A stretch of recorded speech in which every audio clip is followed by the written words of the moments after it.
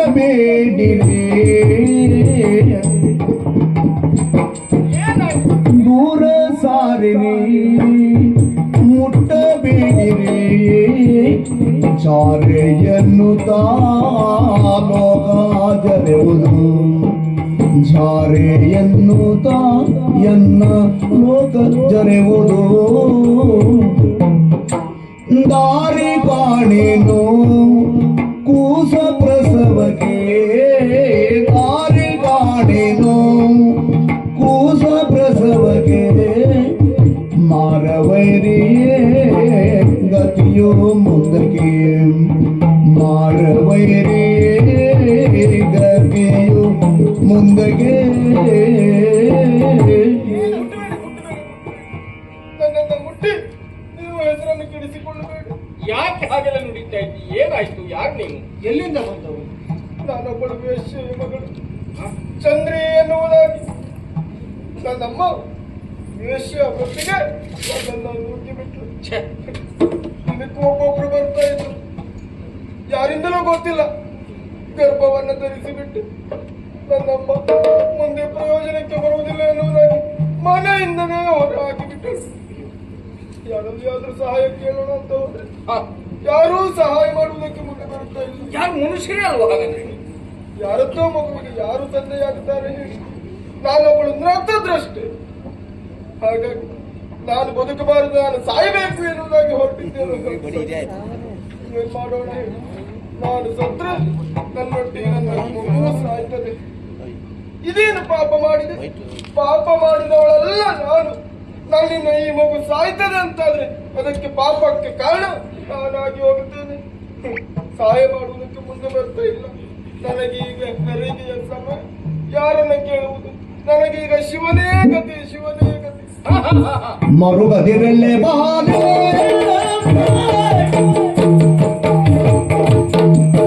ಮರುಗದಿರಲ್ಲೇ ಬಾಲೆ ನಿನ್ನನು ಪೊರೆಯುವೆ ರತಿಲೋಲೆ ನಿನ್ನನು ಪೊರೆಯುವೆ ರತಿಲೋಲೆ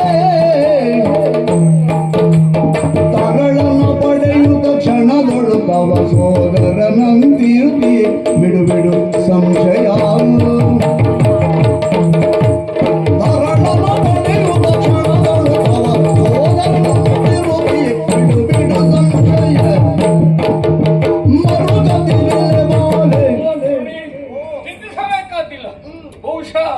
ನಿನ್ನ ಇವಾಗ ಇರಬೇಕು ಅಲ್ಲ. ವೇಷ ಮಗಳಾದರೂ ಸಹಿತ ನೀವು ಮಾಡಿದ ಅಲ್ಪ ಸ್ವಲ್ಪ ಪುಣ್ಯದ ಕಾರ್ಯವಿರಬೇಕು. ಈ ಕಾಲಕ್ಕೆ ನಿನ್ನ ಸಹಾಯಕ್ಕೆ ಒಳಗೆ ಬರ್ತಾ ಉಂಟು. ಅದಕ್ಕೆ ಯೋಚಿಸಿ ನೋಡು. ಸಾಯಬಾರದು ಅಂತ ಯೋಚಿಸ್ತಿ, ಸಾಯದೆ ಗತಿ ಇಲ್ಲ ಅಂತ ಹೇಳ್ತಾ ಇದ್ದಿ. ಆದ್ರೆ ಈ ಕಾಲ ನಾವಿಬ್ರು ಹೋಗಿದ್ದೇವೆ. ಹಾಗಾಗಿ ಮೊಳಗಬೇಕಾಗ್ತಿಲ್ಲ. ಯಾಕೆ? ಶುಶ್ರೂಷೆ ಬೇಕಾದಂತಹ ನಿನಗೆ ಏನು ವ್ಯವಸ್ಥೆ ಬೇಕು ಅನ್ನೋದನ್ನ ನಾವಿಬ್ರು ಮಾಡಿಕೊಡ್ತೇವೆ. ಏನಾಯ್ತಾ? ಅಂಜೆಗ ಮನೆಯಲ್ಲ ಕಾಣುತ್ತ ಮನವಿದು ಚಂಚಲ ಬಾಪುದೆ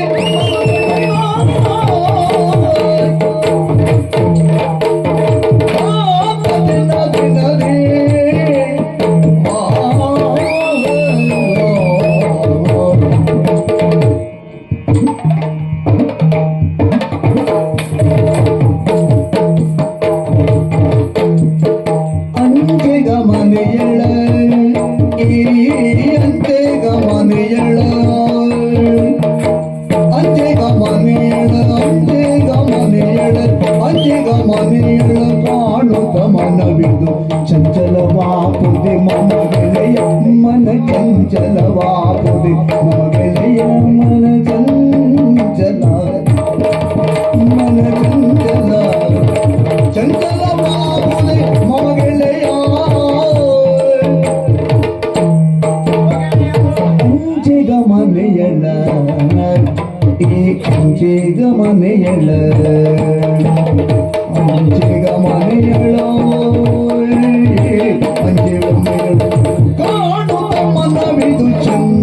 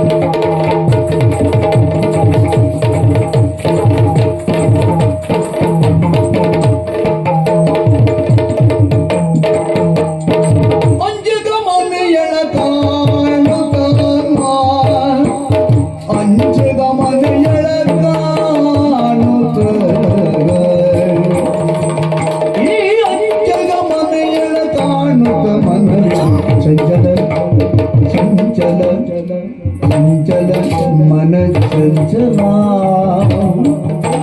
ಚಂಚಲವಾಗುದೆ ಮಮ ಗೆಳೆಯ ಮನ ಚಂಚಲವಾಗುದೆ ಮಮ ಗೆಳೆಯ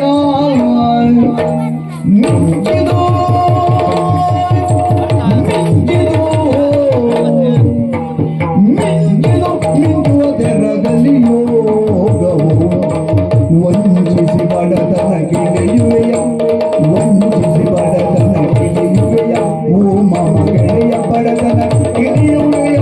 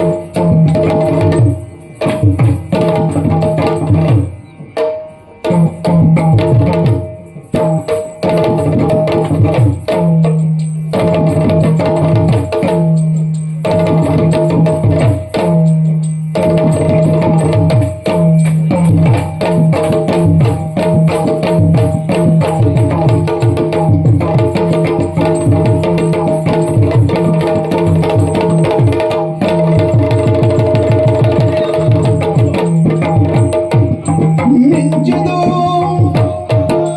ಮಿಂಚುದು ಮಿಂಚುವ ತರದರ ಯೋಗವು ವಂಚಿಸಿ ಬಡತನ ಗಿಳಿಯುವೆಯ ವಂಚಿಸಿ ಬಡತನ ಗಿಳಿಯುವೆಯ ಮಮ ಗೆಳೆಯ ಬಡತನ ಗಿಳಿಯುವೆಯ ಮಮ ಗೆಳೆಯೋ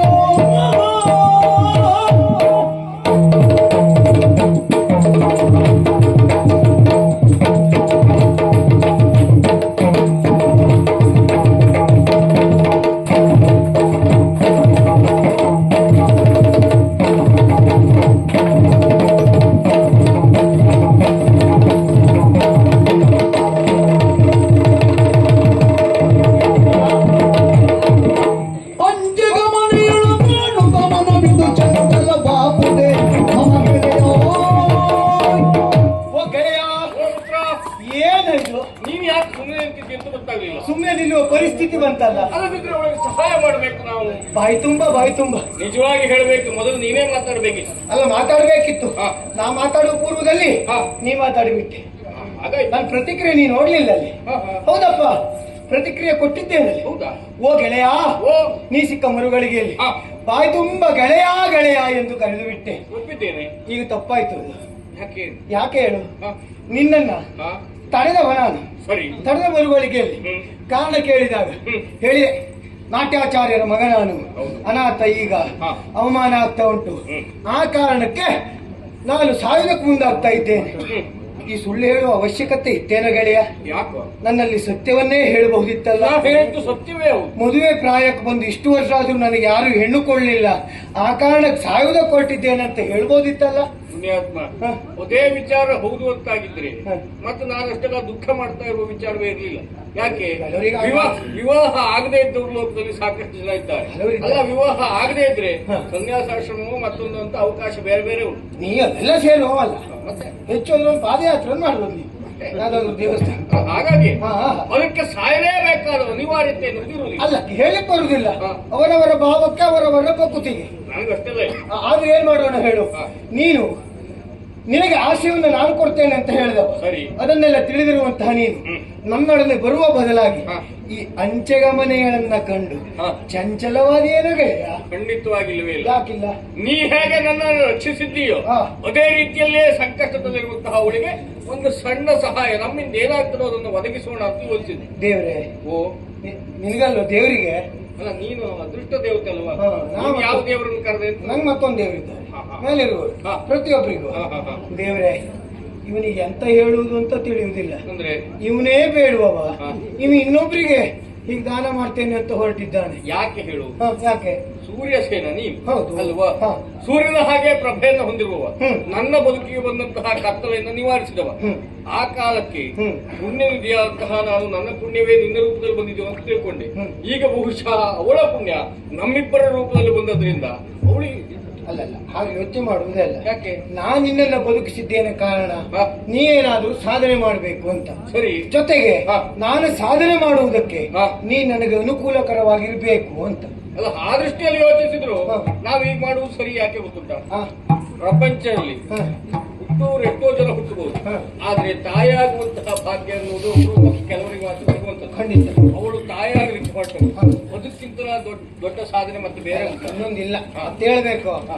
ನಾನು ನೀನು ಅಂತ ಆದ್ರೆ ಹ. ನಾಳೆ ದಿನ ಸಾಧನೆ ಮಾಡ್ಬೇಕು. ಹ. ಆದ್ರೆ ಅವಳು ಹಾಗಲ್ಲ. ಹ. ಈಗಾಗಲೇ ಸಾಧನೆ ಮಾಡಿ ಆಯ್ತು. ಆಗ ಅದು ಅಲ್ಲಿ ಮತ್ತೀನಿ ಅಂತ ಹೇಳುವುದಾ? ಈಗ ಅವಳಿಗೆಲ್ಲ ಆಶ್ರಯ ಕೊಡ್ತೇನೆ ಅಂತ ಹೇಳಿದ್ಯಲ್ಲ, ಹ. ಅದೆಲ್ಲ ಕೊಡುವ ಅವಶ್ಯಕತೆ ಇಲ್ಲ. ಮತ್ತೆ? ನಮಗೆ ಬೇಕಾದದ್ದು ಪ್ರಮುಖವಾಗಿ ಉದ್ಯೋಗ. ಹ. ಉದ್ಯೋಗವನ್ನು ಪಡಿಬೇಕು, ಸ್ಥಾಪಿತರಾಗಬೇಕು. ಆಮೇಲೆ ನಾವು ಯಾರಿಗೆ ಆಶ್ರಯ ಕೊಡುವುದು ಅಂತ ಯೋಚನೆ ಮಾಡಿದ್ರೆ ಉದ್ಯೋಗವನ್ನು ನಾಳೆ ದಿವಸ ಆದ್ರೂ ಪಡಿಬಹುದು. ಅವಳ ಪರಿಸ್ಥಿತಿ ನೋಡು. ಆ ಹೆಣ್ಣೆ ನೋವಕ್ಕೆ ಒಳಗಾಗಬೇಡ. ಖಂಡಿತವಾಗಿಯೂ. ನನ್ನಿಂದ ನೀವು ಯಾಕೆ ಜಗಳಾಡುತ್ತೀರಿ? ನನಗೆ ನಿಮ್ಮ ಸಹಾಯ ಬೇಕು. ನಾನೇ ನನ್ನ ಸಹಾಯವನ್ನು ಆಯ್ತು, ಅದನ್ನೇ ಮಾಡ್ಕೊಳ್ಬೋದು. ನೀ ಈ ಕಡೆ ಬಾರ. ಅವಳ ಹತ್ರ ಮಾತಾಡ್ಲಿಕ್ಕೆ ಹೇಳಿಲ್ಲ ನಿನಗೆ.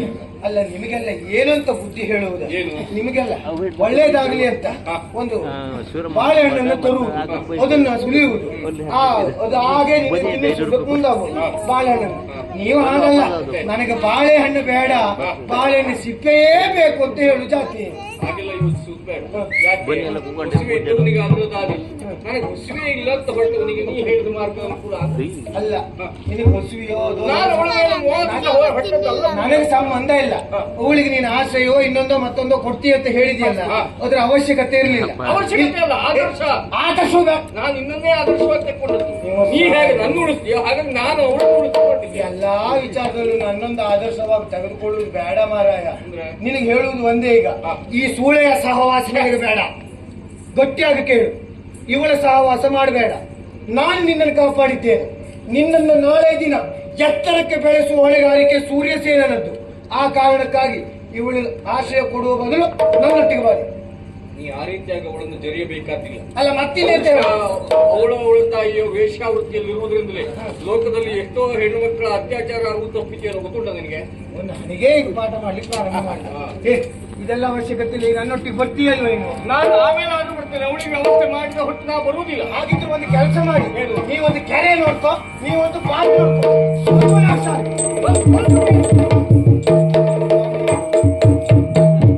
ನನ್ನಿಂದಾಗಿ ನಿಮ್ಮ ಗೆಳೆಯ ನಿಮ್ಮನ್ನೇ ಬಿಟ್ಟು ಹೋದ. ಆ ಬಗ್ಗೆ ನೀವು ಚಿಂತಿಸುವುದು ಬೇಡ. ಯಾಕೆ? ಸ್ವಲ್ಪ ಕೋಪಿಸಿಕೊಂಡ್ರು ಆಮೇಲೆ ಶಾಂತರ ಆಗ್ತಾರೆ ಅಂತ ಭರವಸೆ ಉಂಟು. ಮೊದಲು ನಿನಗೆ ಬೇಕಾದ ವ್ಯವಸ್ಥೆ. ಸಮೀಪದಲ್ಲಿ ಸೂಲಗಿತ್ತಿಯ ಮನೆ ಇದೆ, ಅಲ್ಲಿಗೆ ನಿನ್ನನ್ನು ಕರ್ಕೊಂಡು ಹೋಗ್ತೀನಿ. ಬೇಕಾದಂತಹ ಶುಶ್ರೂಷೆ ಅನ್ನೋದು ದೊರಕುತ್ತದೆ. ಮತ್ತೆ ಪ್ರಪಂಚದಲ್ಲಿ ತಾಯಿಯಾಗುವುದಕ್ಕಿಂತ ದೊಡ್ಡ ಭಾಗ್ಯ ಏನು? ಮನುಷ್ಯರಾಗಿ ಹುಟ್ಟಿದರೂ ಸಹಿತ ಗಂಡಸರಾದ ನಾವು ಹೇಳಲಿಕ್ಕಾಗುವುದಿಲ್ಲ. ಹೆಣ್ಮಕ್ಕಳು ಮಾತ್ರ ಹೇಳಲಿಕ್ಕೆ ಸಾಧ್ಯ, ತಾಯಿಯಾಗಲಿಕ್ಕೆ ಸಾಧ್ಯ. ಹಾಗಾಗಿ ನೀನು ಹಾಗೂ ನಿನ್ನ ಮಗು ಕ್ಷೇಮವಾಗಿ ಆರೋಗ್ಯವಾಗಿ ಇರುವುದನ್ನೇ ನಾವು ನಿರೀಕ್ಷಿಸ್ತಾ ಇರ್ತೇವೆ. ತಡ ಮಾಡುವುದು ಬೇಡ.